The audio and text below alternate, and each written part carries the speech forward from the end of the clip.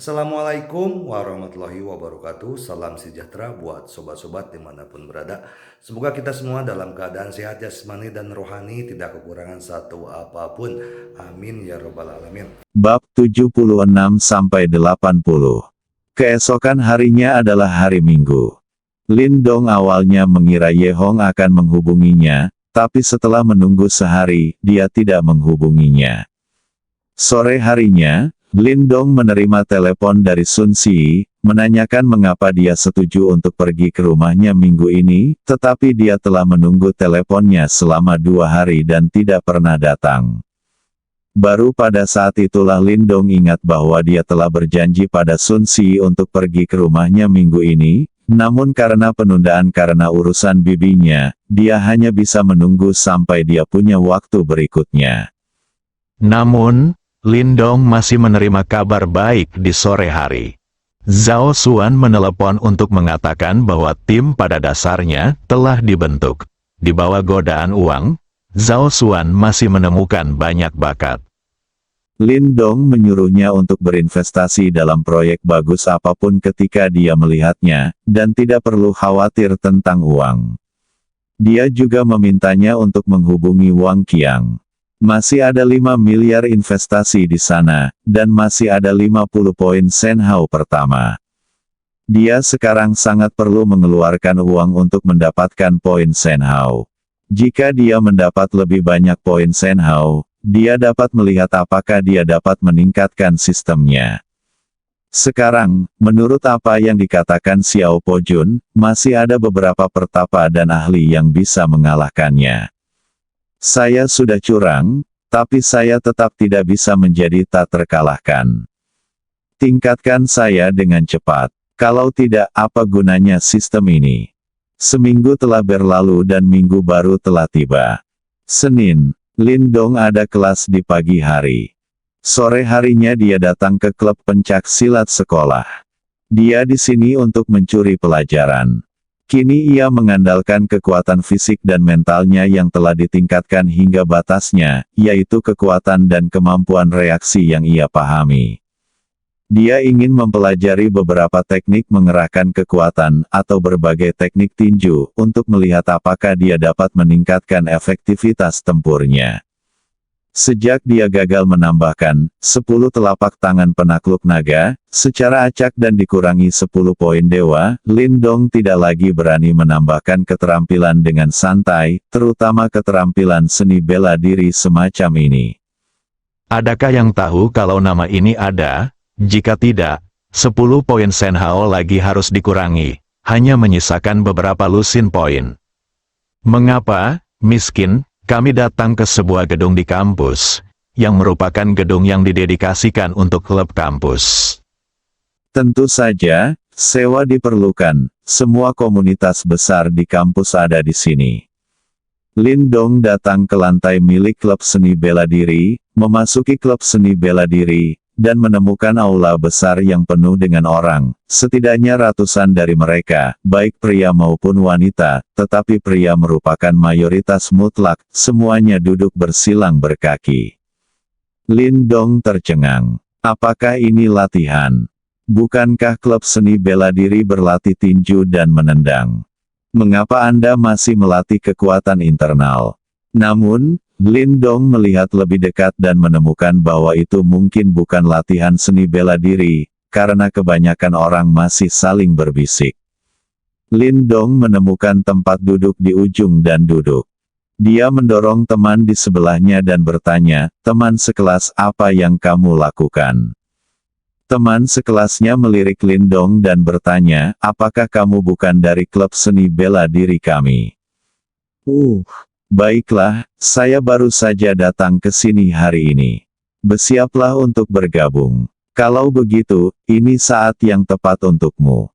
Hari ini adalah hari bagi Sangguan Mingyue, presiden klub seni bela diri kita dan salah satu dari 3 dewi terhebat di akademi. Bukankah itu keberadaan paling misterius di antara 3 dewi di akademi? Dia sebenarnya adalah presiden klub seni bela diri. Seorang wanita menjabat sebagai presiden klub seni bela diri. Cuma bercanda. Apakah begitu banyak pria yang hanya mencari nafkah? Dia benar-benar membiarkan seorang wanita menunggangi kepalanya. Itu, teman sekelas. Sangguan Mingyue adalah presiden klub seni bela diri. Apakah dia sangat kuat? Tentu saja. Tak seorang pun di klub seni bela diri Jiangda kita bisa menangkap 3 gerakannya. Di masa depan, saudaraku, apakah kamu bercanda? Presiden Sangguan adalah 3 dewi teratas di kampus. Mereka yang ingin mengejarnya dapat melanjutkan ke Universitas Komunikasi. Ini bukan lelucon. Mari kita lihat apakah semua mahasiswa laki-laki dari Universitas Jiangsu dapat diterima di Universitas Komunikasi. Lin Dong tidak bertanya lagi. Duduk dalam diam. Dia ingin melihat apa yang bisa dihasilkan oleh presiden klub seni bela diri. Segera, seorang gadis segar dan cakap dengan kuncir kuda dan seragam pelatihan putih keluar dari belakang panggung, berjalan ke podium, dan duduk bersila di tanah seperti orang lain. Meskipun Lin Dong telah belajar di Universitas Jiangnan selama 3 tahun, pada dasarnya dia bekerja paruh waktu kapanpun dia punya waktu selama 3 tahun ini.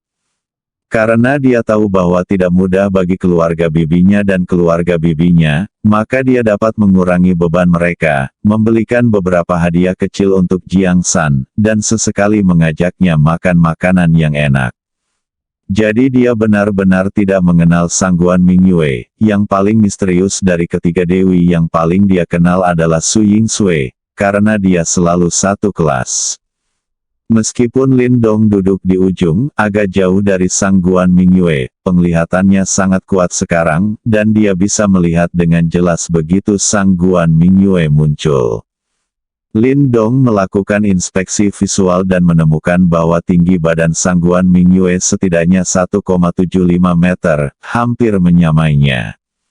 Ini jelas merupakan level tertinggi di kalangan perempuan. Dia memiliki wajah halus dengan biji lonjong, sepasang mata besar, alis tipis, dan hidung mancung. Fitur wajahnya juga terlihat sempurna. Dia tidak memakai riasan apapun juga sangat bagus, hampir menakjubkan. Oh, layak menjadi dewi pertama dari 3 dewi, keberadaan paling misterius, tampaknya ada energi spiritual di dalam tubuhnya.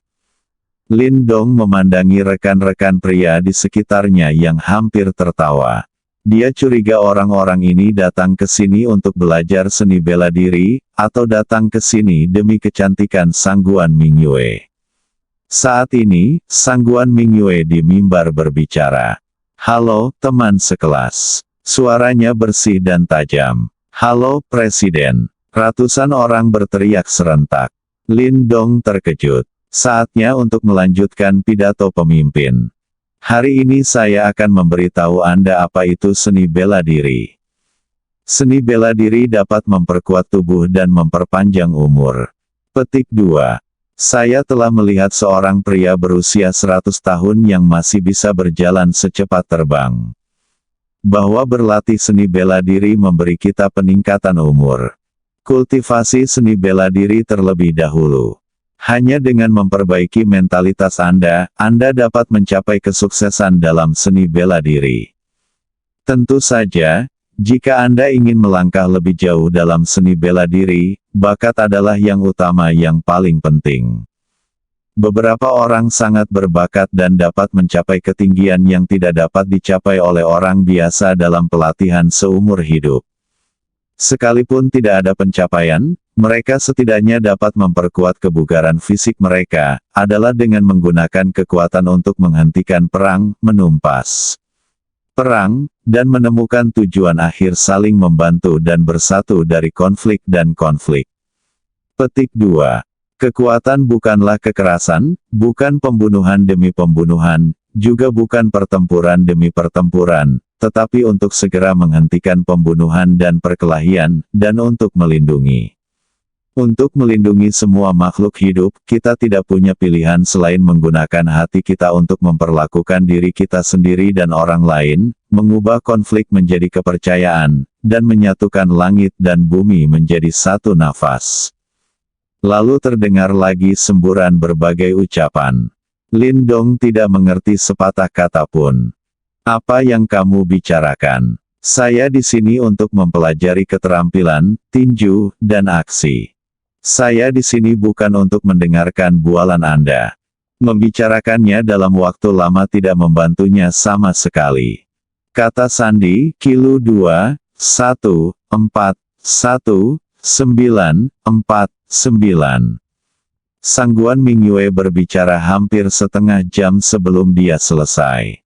Penonton yang hadir, seperti Lindong, pada dasarnya berada dalam kebingungan. Binatang buas jantan ini pasti ada di sini karena reputasinya sebagai yang pertama dari 3 dewi utama di akademi. Menghasilkan uang relatif dapat diandalkan saat ini. Lindong sangat mengagumi Sangguan Mingyue. Dia jelas-jelas sedang bermain piano dengan seekor sapi, tapi dia bisa berbicara begitu lama dan menjadi sangat serius. Selanjutnya adalah waktu bertanya untuk semua orang. Jika Anda memiliki pertanyaan, Anda dapat menanyakannya dan saya akan menyelesaikannya saat itu juga. Kata Sangguan Mingyue sambil duduk bersila di podium. Presiden Sangguan, saya ingin bertanya, apakah ada ahli bela diri di era ini? Bukankah mereka hanya muncul di TV dan novel? Masih ada perbedaan antara ahli bela diri di dunia nyata dan ahli bela diri di novel atau serial TV. Anda hanya dapat melakukan kontak dengan ini setelah Anda berlatih seni bela diri sampai tingkat tertentu. Jika saya beritahu Anda sekarang, Anda tidak akan melakukannya memahaminya juga. Jawab Sangguan Mingyue. Presiden Sangguan, apakah kita sebagai masyarakat masih bisa berlatih ilmu bela diri sampai tingkat yang sangat tinggi? Sulit. Seni bela diri bukanlah sesuatu yang bisa dicapai dalam semalam. Talenta telah melewatkan waktu terbaik untuk berlatih dan telah mencapai hasil yang luar biasa. Prestasi Anda juga akan terbatas. Presiden Sangguan, saya mendengar bahwa Anda menjalin hubungan dengan Presiden Zhou, dewa pria nomor 1 di akademi, dan Presiden Zhou juga telah memberitahukan bahwa tidak ada laki-laki yang boleh mendekatimu. Tolong akui itu. Apakah itu ada hubungannya? Seorang anak laki-laki bertanya dengan berani. Begitu dia mengucapkan kata-kata ini, seluruh adegan menjadi sunyi. Semua orang menunggu untuk mendengar jawaban Sangguan Mingyue. Tentu saja semua orang prihatin dengan masalah ini. Maaf, kecuali pertanyaan tentang seni bela diri, saya tidak ingin menjawab apapun. Jika tidak ada pertanyaan lain, maka saya akan memberikan Anda demonstrasi pertarungan yang sebenarnya. Adegan itu berisik, jelas tidak puas dengan jawaban Sangguan Mingyue. Pada saat ini, 2 orang masuk dari luar aula, seorang pria dan seorang wanita. Setelah buru-buru mengamati pemandangan itu, mereka berjalan ke arah Lindong. Pria itu menekuk kakinya dan berlutut di samping Lindong. Tuan Lin, saya salah. Saya seharusnya tidak menyinggung Anda. Saya harap Anda bisa melepaskan saya, terlepas dari penjahatnya. Bisakah Anda membantu saya memohon belas kasihan keluarga Lu? Huang Junlang berlutut di samping Lindong, ucapnya pada Lindong dengan nada memohon. Setelah menyinggung Lu Xiaoxiao pada Jumat malam, semua properti orang tuanya dihukum berat oleh keluarga Lu keesokan harinya. Dengan kekuatan keluarga Lu di Jiangcheng, properti kecil keluarganya hampir seketika bangkrut oleh keluarga Lu. Dalam 2 hari terakhir, orang tuanya telah mencoba berbagai cara untuk menjalin hubungan, tetapi tidak berhasil. Mereka belum tahu bahwa itu karena putra mereka telah menyinggung wanita muda kedua dari keluarga Lu. Dia tidak berani memberitahu orang tuanya, kalau tidak, dia tidak tahu apa yang akan dilakukan orang tuanya padanya. Namun segalanya telah hilang darinya. Orang tua saya bangkrut dan bank meminta hutang. Sekarang saya telah menjual hampir semua barang berharga dalam keluarga, termasuk rumah. Kini kehidupan keluarganya lebih buruk dari seorang pengemis di jalanan. Orang tuanya telah berubah dalam semalam dan bahkan ingin mati untuk menyelesaikan masalah tersebut. Dia memikirkannya berulang kali, dan berdasarkan sikap hormat Lu Xiaoxiao terhadap Lin Dong malam itu, hanya Lin Dong yang bisa menyelamatkan keluarganya. Selama Lin Dong membantunya memohon kepada keluarga Lu, keluarganya dapat menyelesaikan krisis ini. Jadi dia membawa Jiang San untuk mencari Lin Dong dan berjanji pada Jiang San bahwa selama Lin Dong bisa menjadi perantara bagi keluarganya dan meringankan krisis keluarga, dia akan segera menikah dengan Jiang San. Wajah tidak lagi penting baginya sekarang. Selama dia bisa menyelesaikan krisis di rumah, bahkan jika dia pindah sekolah, dia akan tetap menjadi tuan muda Huang. Jika krisis ini tidak dapat diselesaikan, keluarganya mungkin menghadapi kehidupan yang lebih buruk daripada seorang pengemis. Adegan Huang Junlang masuk dan berlutut di depan Lin Dong juga membangkitkan rasa penasaran banyak orang. Hei, Bukankah ini tuan muda Huang? Seseorang di aula mengenali Huang Junlang. Huang Junlang masih cukup terkenal di Universitas Jiangnan, dia adalah generasi kedua yang kaya. Meski bukan yang paling kuat, dia pasti yang paling sombong. Wow, benar-benar tuan muda Huang. Dia benar-benar berlutut di depan begitu banyak orang. Siapa orang ini?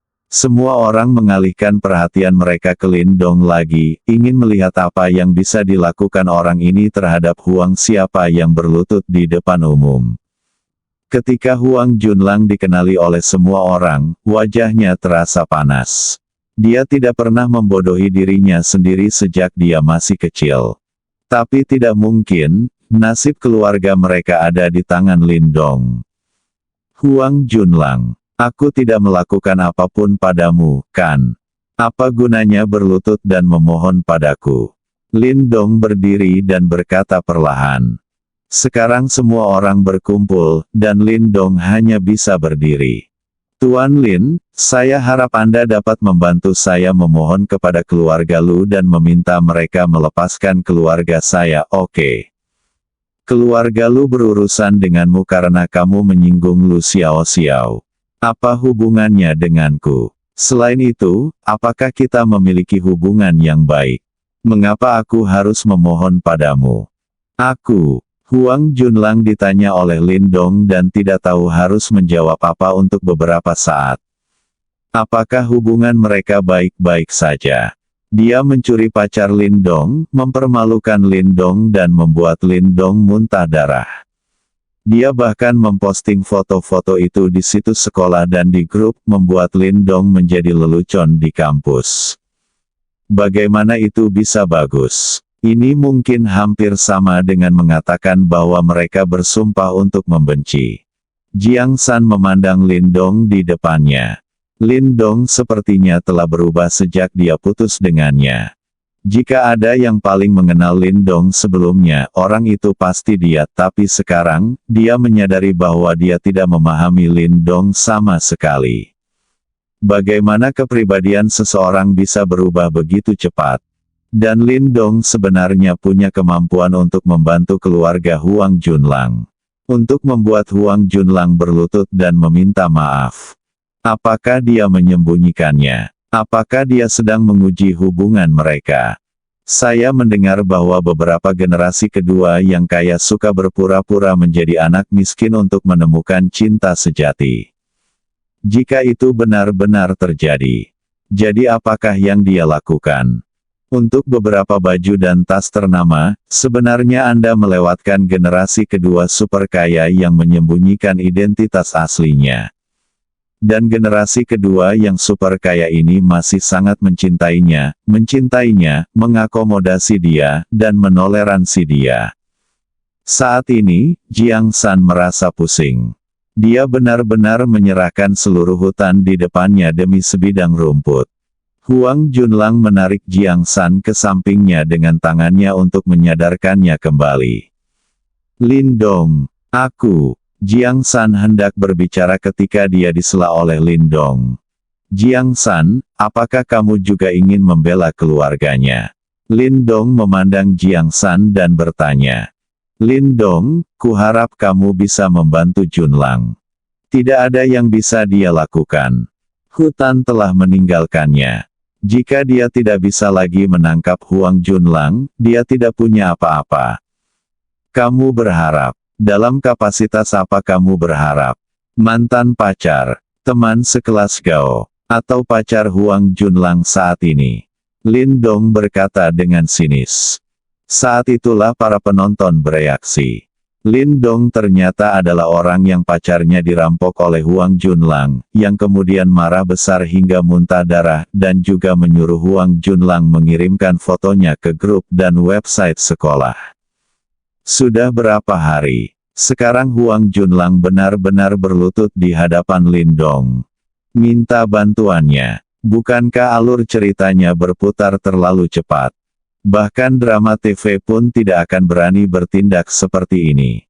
Lindong, bolehkah aku memohon padamu? Demi hubungan kita selama beberapa tahun terakhir, bisakah kamu membantuku lagi? Jiang San tiba-tiba memohon dengan suara rendah. Sekarang dia hanya bisa meminta bantuan Lindong. Selama krisis dalam keluarga Huang Junlang terselesaikan, dia bisa menikahi Huang Junlang dan menjalani kehidupan sebagai istri yang kaya. Bahkan ketika dia bersama Lindong, dia bermimpi seperti ini, tapi Lindong sangat baik padanya sehingga dia sedikit enggan untuk melepaskannya. Kalau tidak, dia tidak akan mengusir Lindong begitu Huang Junlang datang mengejarnya. Jiang San, kamu tidak memenuhi syarat untuk memohon padaku. Setiap orang memenuhi syarat untuk memohon padaku, tetapi kamu tidak. Usahaku selama bertahun-tahun tidak sebaik beberapa pakaian dan tas. Aku, Lindong, telah salah dalam beberapa tahun terakhir. Aku tidak bisa membantumu lagi. Selamat tinggal. Setelah Lindong mengatakan ini, dia menjauh. Tapi Huang Junlang meraih kakinya. Tuan Lin, ini salahku, semuanya salahku. Tolong bantu aku sekali. Hanya kamu yang bisa membantuku sekarang. Jika kamu tidak membantuku, keluargaku akan benar-benar tamat. Huang Junlang memegang kaki Lindong, berkata dengan pilek dan air mata. Lindong sudah menjadi harapan terakhirnya. Lindong hendak mengusir Huang Junlang. Ada keributan lain di pintu masuk aula. Kemudian seseorang berjalan di depan, diikuti oleh gelombang besar orang ke dalam aula. Orang yang berjalan di depan tidak lain adalah Zhou Huaili, Presiden Persatuan Mahasiswa Universitas Jiangnan dan bintang pria nomor 1 Universitas Jiangnan.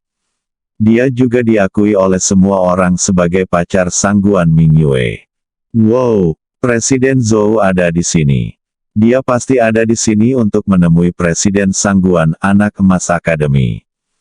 Pergi, pergi, pergi dan lihat. Kerumunan yang menyaksikan Lindong dan yang lainnya berpencar dan lari pergi untuk menonton Zhou Huaili dan Sangguan Mingyue. Lindong menggunakan kekuatan biasa dan mengusir Huang Junlang. Mengabaikan Huang Junlang dan Jiang San, Lindong juga berjalan mendekat ingin melihat bagaimana Sangguan Mingyue bertarung dalam latihan. Apa yang terjadi antara Lindong dan Huang Junlang barusan tidak mempengaruhi Sangguan Mingyue. Ada ratusan orang di aula, dan jumlah orang yang menonton Lindong dan Huang Junlang diperkirakan hanya beberapa lusin. Lebih banyak orang berkumpul di sekitar mimbar untuk menonton penampilan sebenarnya Sangguan Mingyue. Di atas panggung, Sangguan Mingyue sedang melakukan latihan pertarungan sebenarnya dengan anggota lama klub seni bela diri. Faktanya, inilah yang ditunggu-tunggu semua orang. Karena Anda bisa berhubungan dekat dengan Sang Dewi. Namun saat ini Zhou Huaili naik ke mimbar dan berkata kepada anggota tersebut apa yang saya katakan. Jangan biarkan siapapun mendekati Mingyue. Apakah Anda menganggap kata-kata saya sebagai kentut?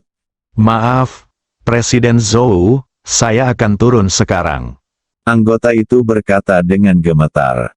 Ketika Sangguan Mingyue meminta saingan, dialah yang pertama bergegas maju, hanya karena dia ingin lebih dekat dan pribadi dengan Sang Dewi. Pertarungan sebenarnya, pasti akan ada kontak fisik. Pikirannya juga tidak murni. Faktanya, dulu hanya anggota wanita yang naik ke panggung. Tetapi hari ini dia tidak tahu apa yang dia pikirkan. Dia hanya ingin naik dan memanfaatkannya. Sekarang Zhou Huaili ada di sini, dia tentu saja merasa bersalah. Selain itu, Zhou Huaili juga Presiden Serikat Mahasiswa. Saya mendengar bahwa keluarganya juga sangat berkuasa dan dia tidak boleh menyinggung perasaannya. Berhenti, siapa yang memintamu pergi? Zhou Huaili menghentikan anggota yang hendak pergi. Presiden Zhou, saya, Pak. Sebelum anggota itu selesai berbicara, dia disela oleh tamparan Zhou Huaili. Pah, diikuti dengan tamparan lagi. Pah. Zhou Huaili menamparnya 4 atau 5 kali berturut-turut. Dia awalnya ingin terus bertarung, tapi dihentikan oleh Sangguan Mingyue. Zhou Huaili, hentikan, teriak Sangguan Mingyue. Nona Mingyue, Tuan Qin meminta saya untuk melindungi Anda dan tidak membiarkan siapapun mendekati Anda, tetapi dia berani tidak menaati saya. Dia pantas dipukuli. Setelah mengatakan itu, dia menendang anggota itu dengan keras. Anggota klub tersebut hanya merasakan sakit yang menusuk di perutnya. Kemudian tubuhnya menjadi ringan dan dia terbang ke arah penonton.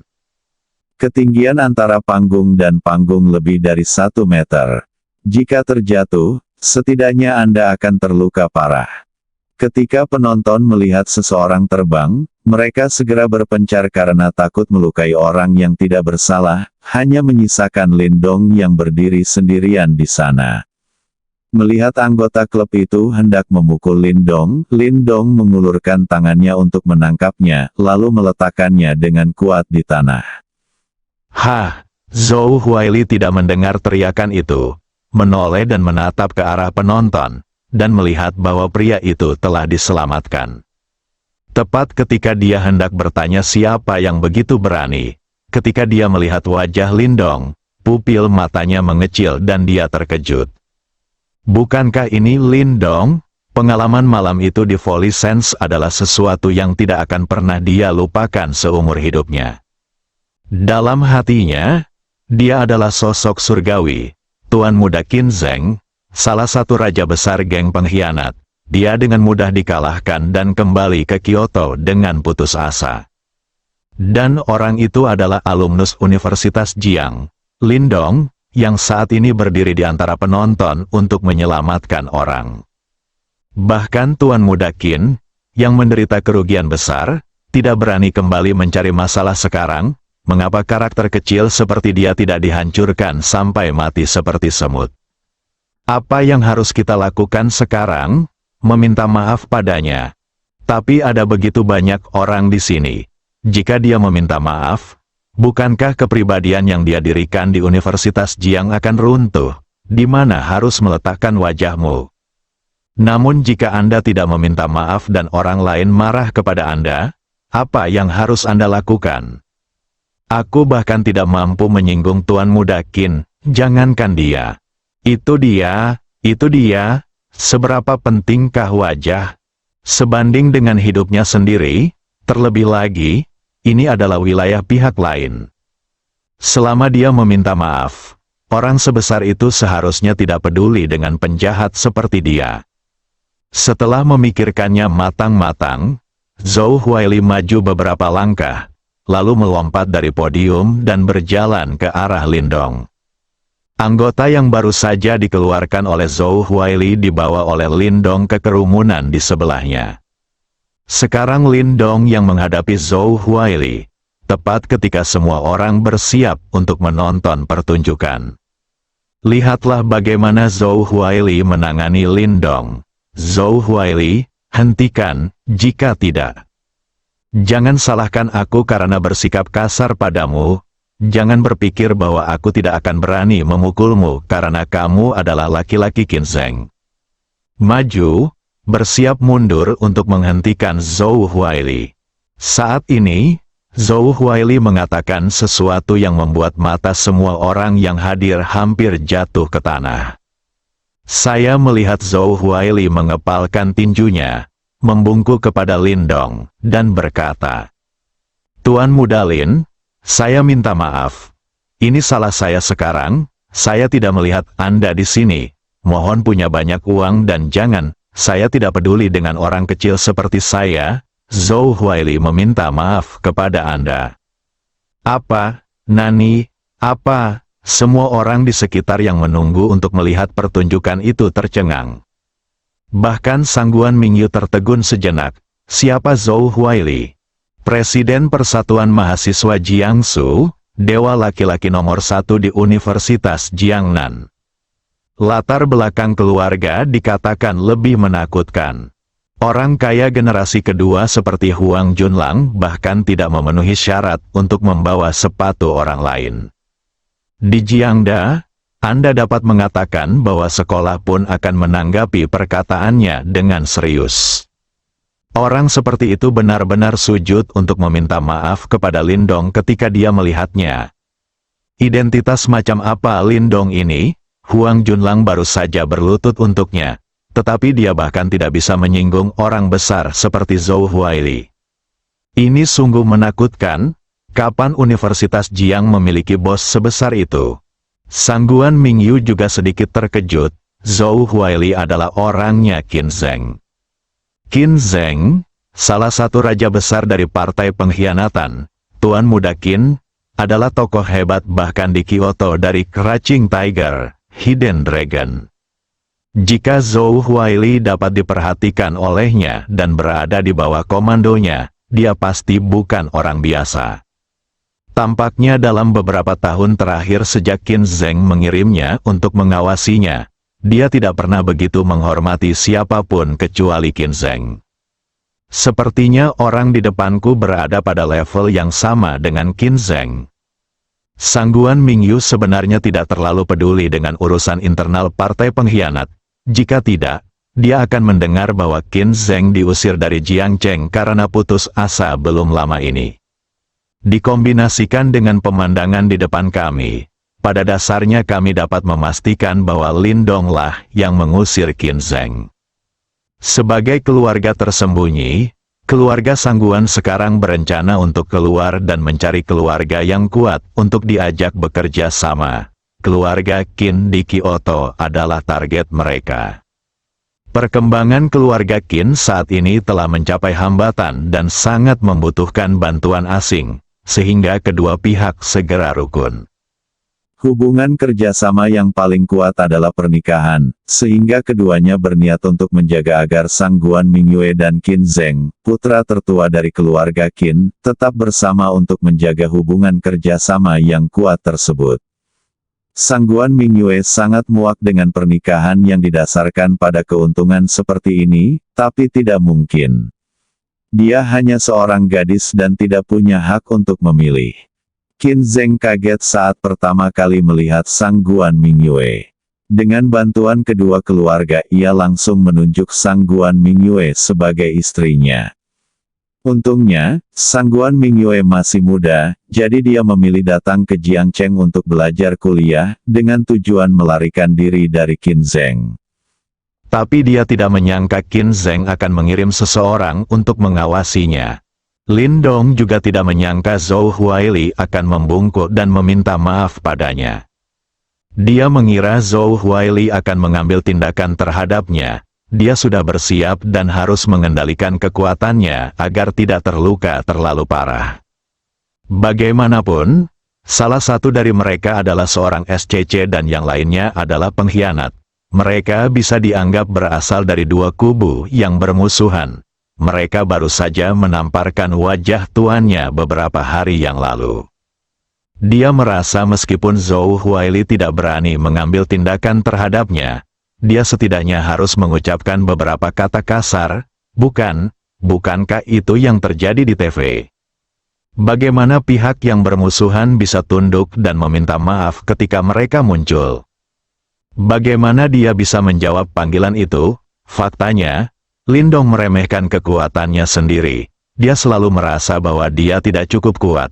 Tetapi kekuatan yang dia tunjukkan sekarang pasti akan membuat takut banyak orang.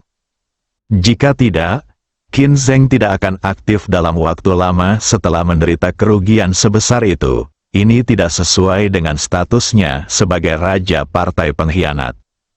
Itu karena aku merasa aku mungkin tidak bisa mendapatkan kembali tempatku jika aku datang, jadi aku tidak pernah datang. Meskipun ada permusuhan antara subpartai T dan SCC, bukan berarti orang-orang dari subpartai T tidak bisa pergi ke wilayah yang dikuasai SCC, atau orang-orang dari SCC tidak bisa pergi ke daerah tersebut, dari subpartai. Ini adalah masalah penyelamatan muka yang terbatas pada manajemen puncak kedua partai. Setidaknya ini adalah masalah antara raja besar subpartai dan anggota inti SCC. Ketika pejabat tinggi dari satu partai diberangkatkan, partai lain juga akan mengirimkan orang-orang terkait untuk bertemu. Anggota biasa bisa pergi kemanapun mereka mau dan tidak ada yang peduli dengan Anda. Terakhir kali, jika Lu Chen tidak bersemangat untuk mempromosikan anggota inti dan membalikkan kemerosotan keluarga, dia bisa saja berpura-pura tidak melihatnya. Bagaimanapun, status menantu Qin Zheng, Raja Surgawi Agung, tidak sebanding dengan status anggota senior SCC. Yang dia inginkan adalah menarik perhatian ketiga bos SCC. Oleh karena itu, dikatakan bahwa mereka yang memahami keadaan saat ini adalah pahlawan. Zhou Huaili tidak merasa ada yang salah dengan tindakannya. Bahkan jika tersiar kabar, tidak ada yang akan menertawakannya. Paling-paling, di mata orang-orang di sekolah yang tidak mengetahui identitas Lindong, mereka mengira dia agak pengecut. Apalagi dia akan segera lulus.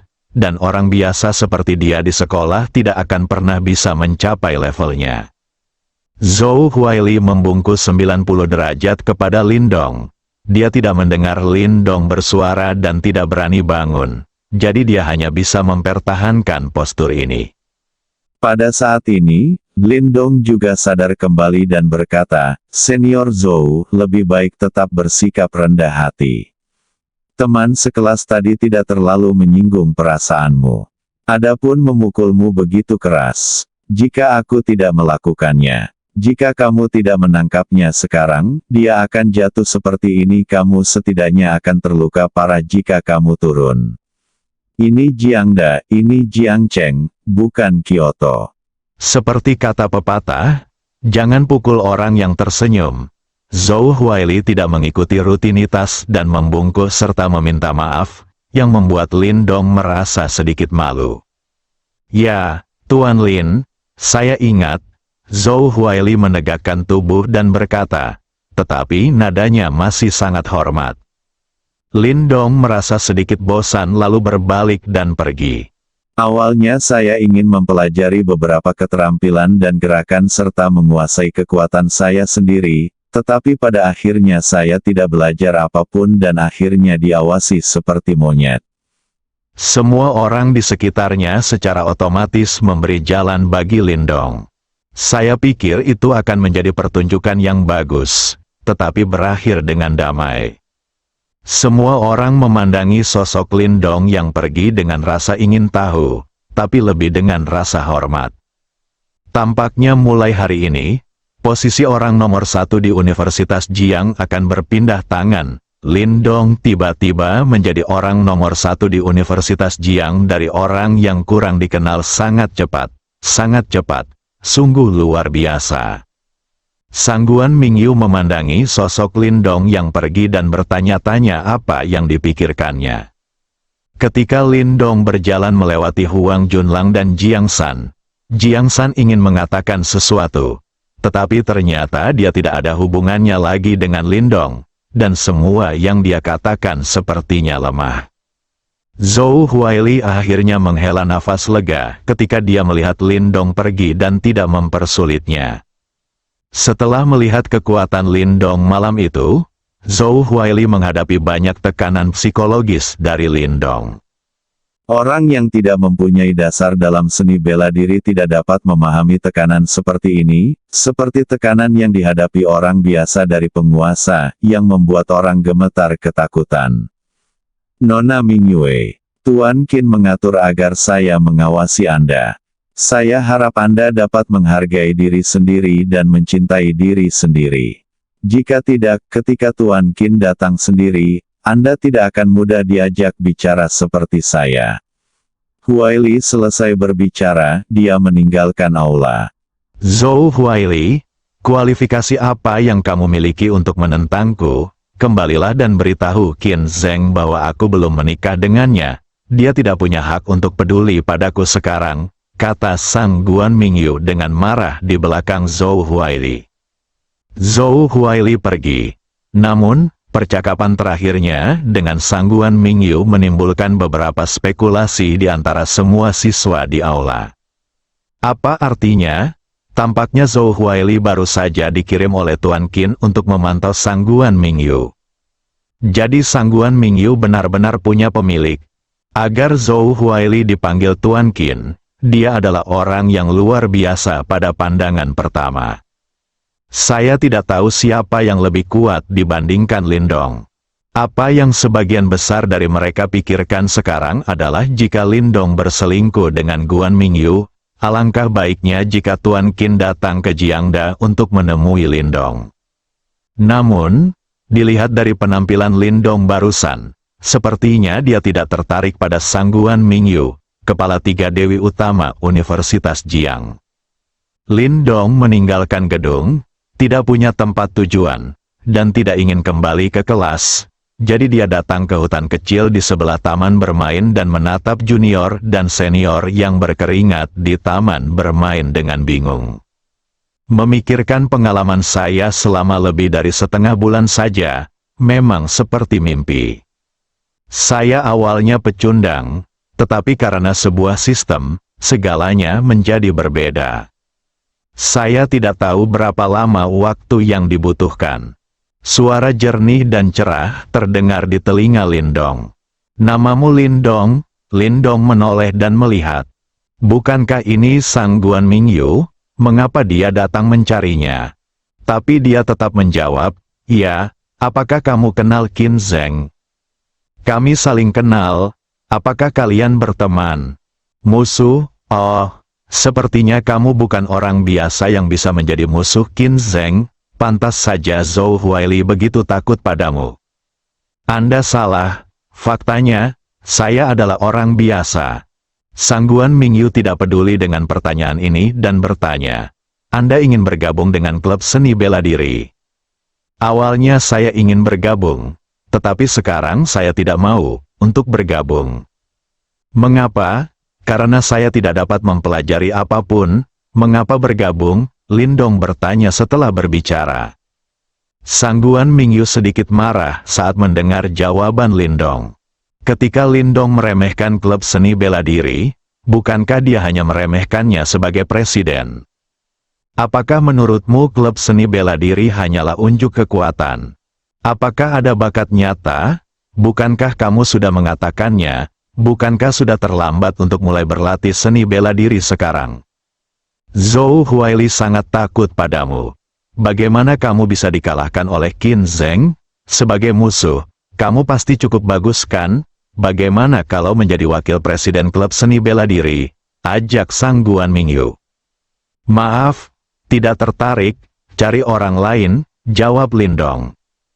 Lindong, aku istri bawaan Qin Zheng. Karena kamu dan dia adalah musuh, tidakkah kamu ingin membuatnya jijik, buat dia malu?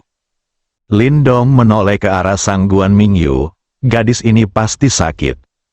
Jika kamu tidak ingin menikah dengannya, apa hubungannya denganku? Apakah Anda ingin menggunakan saya sebagai penembak dan perisai untuk Anda? Aku tidak sebodoh itu. Saat itu, manfaatnya tidak dipetik, melainkan seluruh tubuh dijadikan pribadi yang centil.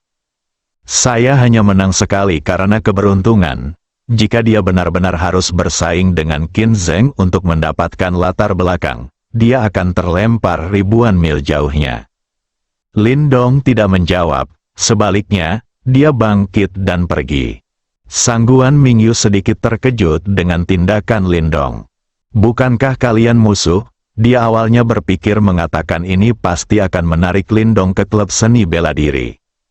Ketika saatnya tiba, dia ingin melihat apakah kamu, Zhou Huaili, masih berani menjagamu.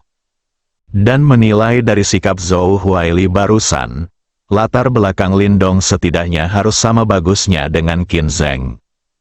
Bahkan jika Qin Zheng datang, itu masih akan menjadi pertarungan antara naga dan harimau, dan mungkin kedua belah pihak akan dirugikan jika saatnya tiba. Melihat Lindong hendak meninggalkannya, dalam keputusasaan, Sangguan Mingyu langsung menyerang Lindong. Menurutnya, Lindong pasti punya kekuatan, dan karena dia tidak menggunakan seluruh kekuatannya, Lindong seharusnya bisa memblokirnya. Di satu sisi, saya ingin mengeksplorasi kekuatan Lindong. Di satu sisi, saya juga ingin membuktikan kepada Lindong bahwa klub pencaksilat tidak melulu soal trik pamer, tapi tetap ada materi nyata. Begitu Lindong berjalan melewati Sangguan Mingyu, dia merasakan angin kencang bertiup di belakangnya. Apakah seseorang menyerangnya? Indranya sangat tajam sekarang. Karena kejadian itu terjadi secara tiba-tiba, Lindong tidak begitu ahli dalam mengendalikan kekuatannya sendiri. Jadi tiba-tiba, kekuatan di tubuhnya meledak sepenuhnya di luar kendalinya. Ini sepenuhnya merupakan reaksi naluriah. Dengan kekuatannya saat ini, betapa menakutkannya jika meledak sepenuhnya. Sangguan Mingyu hanya bisa merasakan aura Lindong yang tiba-tiba menerjangnya seperti badai dahsyat. Dia seperti perahu kecil di laut, seolah-olah dia bisa ditelan ombak besar kapan saja. Karena terkejut, sebelum Sangguan Mingyu sempat bereaksi, sebuah tangan besar mencubit lehernya yang seputih salju dan ramping seperti penjepit besi. Perasaan tercekik menghampiriku, Sangguan Mingyu ingin menangis. Lindong juga bereaksi cepat saat ini dan melihat dia memegangi leher Sangguan Mingyu, jadi dia segera melepaskannya. Sangguan Mingyu menutupi lehernya dengan tangannya, berjongkok di tanah dan terbatuk-batuk dengan keras, air matanya mengalir deras. Lindong berdiri dengan sedikit malu, reaksinya saat itu sepenuhnya naluriah. Siapa yang menyuruh gadis ini menyerangnya tanpa menyapa? Bisakah kamu menyalahkanku? Mungkin tidak. Setelah berdiri beberapa saat, Lindong berjongkok dan menepuk punggung Sangguan Mingyu dengan lembut, mencoba membuatnya merasa sedikit lebih nyaman. Setelah 1 atau 2 menit, Sangguan Mingyu akhirnya pulih dan akhirnya berhenti batuk. Berbalik untuk melihat Lindong, dia memiliki wajah oval yang cantik dan sepasang mata besar yang indah yang keduanya berwarna merah. Itu, Nona Sangguan, aku tidak bermaksud begitu. Siapa yang memintamu untuk menyelinap ke arahku dari belakang? Ini juga reaksi naluriahku, Lindong berkata dengan sedikit malu. Maksudmu itu semua salahku? Bahkan jika kamu baru saja membunuhku, aku sendiri yang memintanya. Tanya Sangguan Mingyu dengan suara serak, tidak lagi sejelas dan seterang sebelumnya. Tapi bukankah itu masalahnya? Tapi Lindong tidak berani mengatakan ini. Tidak, reaksiku terlalu berlebihan. Salahku, jawab Lindong. Karena ini salahmu, menurutmu apa yang harus kamu lakukan mengenai hal ini? Kamu bisa saja membunuhku hanya dengan sedikit kekuatan di tanganmu. Dan aku hanya ingin memberitahumu bahwa klub seni bela diri tidak hanya tentang kecakapan memainkan pertunjukan, dan aku tidak ingin menyakitimu. Apa yang ingin kamu lakukan? Tanya Lindong. Saat Anda bergabung dengan klub seni bela diri sebagai wakil presiden, Anda harus menyetujui satu syarat. Lindong berpikir sejenak dan berkata, tidak apa-apa untuk bergabung dengan klub seni bela diri. Tapi saya berjanji kepada Anda suatu syarat untuk menghindari negosiasi. Jika saatnya tiba, jika Anda ingin saya mati, apakah saya akan pergi juga? Jangan khawatir, Saya tidak akan menentang keinginan Anda sendiri. Jika saatnya tiba, Anda dapat memilih. Melakukannya. Untuk. Tanda seru. Ming Yue berkata sambil tersenyum. Lin Dong melihat senyuman sangguan Ming Yu dan merasa bahwa dia mungkin telah dibodohi. Tapi tadi memang sama saja. Selama aku mengerahkan sedikit tenaga, keindahan yang begitu indah akan hilang. Sepertinya aku masih perlu mengendalikan kekuatanku secepat mungkin. Lin Dong pergi karena situasi di sini telah menarik perhatian beberapa teman sekelasnya, dan dia tidak ingin diperlakukan seperti monyet lagi. Sangguan Ming Yu menyaksikan Lin Dong pergi. Meski wajahnya masih sedikit ketakutan, ada senyuman menawan di wajahnya. Bersambung.